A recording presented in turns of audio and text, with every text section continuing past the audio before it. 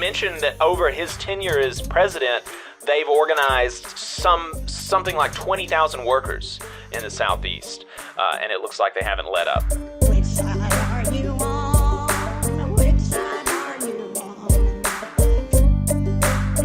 We've got some good news to start off with. That is, Teamsters and Unite here have posted some big numbers on the board. Ian Colgren at Bloomberg took a look at Department of Labor filings for Bloomberg. And while, of course, the overall picture wasn't so great, we talked to y'all about it when the Bureau of Labor Statistics stats on union membership came out. Union membership actually fell again last year from 10.3% to 10.1%, the lowest union density rate since we began taking measurements. So, there's a lot of different feelings in the air about unions, but unfortunately it hasn't materialized as much as we would hope. But there are some bright spots in the picture, in particular the International Brotherhood of Teamsters reported gaining 206,000 members just last year. Wow. An increase of 20% from the previous year. That's amazing. That is huge.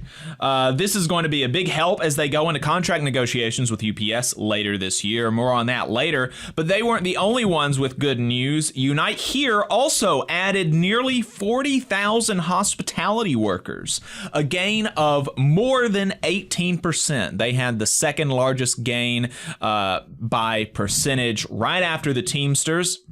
And that's after they lost nearly all of their members at the height of the pandemic. If you'll recall, they lost, I believe it was 98% of their membership during the pandemic.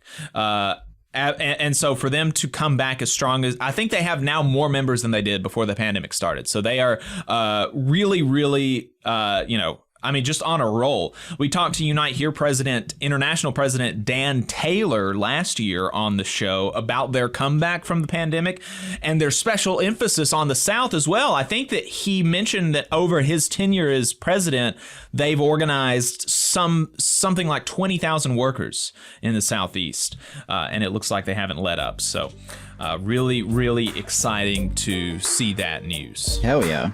Love to see that. You just saw a clip from the Valley Labor Report. We are live every Saturday morning from 9:30 a.m. till 12:30 p.m. And we pride ourselves on keeping all of our content free to everybody so that we can talk to as many working folks as possible. If you support the work that we're doing, you think that it's important, you think that it's good, then consider making a monthly contribution to the project. And you can do that on our website, tvlr.fm.